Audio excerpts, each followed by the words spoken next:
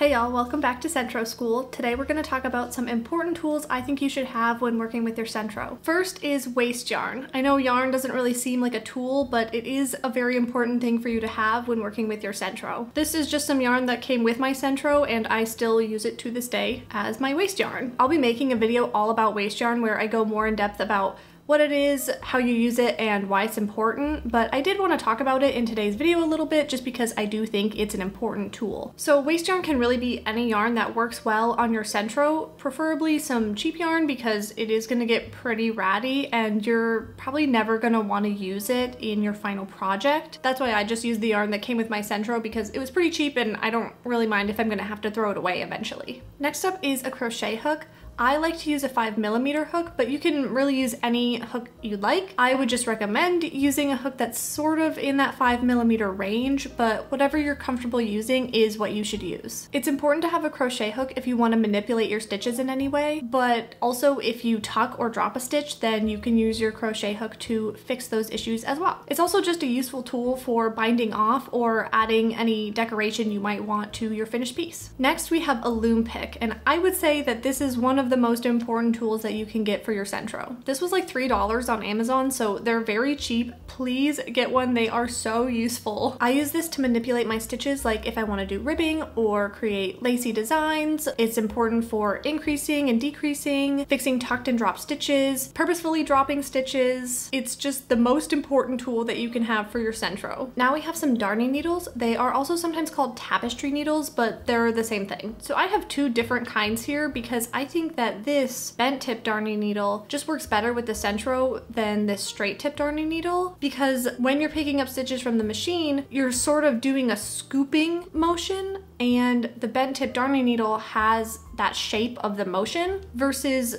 the straight tip darning needle doesn't have that shape. It's just straight. So it still works, but I think it's just a little bit more awkward. And you know, I used a straight tip darning needle for a really long time and it worked just fine. So if you already have a bunch of straight tip darning needles and you just don't want to bother buying a bent tip darning needle, that is totally fine, and you will definitely be able to do everything you need to do on the Sentro with a straight tip darning needle. But if you use your Sentro a lot, or you're just looking to make things slightly easier, then I would definitely recommend getting a bent tip darning needle because it just works better.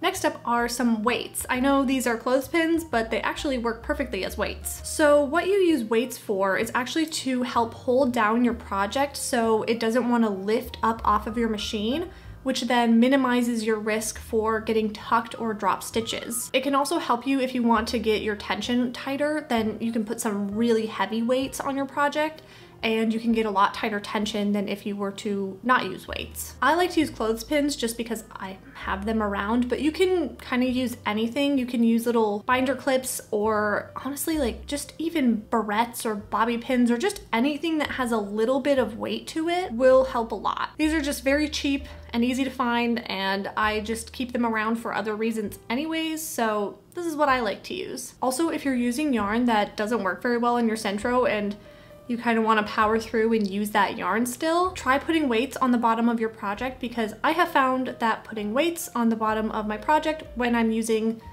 tricky yarn helps a lot, and I've managed to actually make something with yarn that hated my Sentro. Lastly, I wanted to talk about clamps. Now, I know I said the Loom Pick is the most important tool you can have for your Sentro, but these may be more important. They're at least tied. So your Sentro comes with some suction cups that are supposed to secure your machine to your work surface, but in my experience, they do not work very well. So instead, I like to use these clamps to clamp the feet of my machine to my work surface. They're just a lot sturdier and more reliable. So basically what I do is I just clamp two of the feet of my machine to my table, and it just makes it so easy to knit. If I were to knit without securing my machine to my table in some way, it would just be impossible to knit. My machine would just be sliding all around and I would not be able to control my tension at all.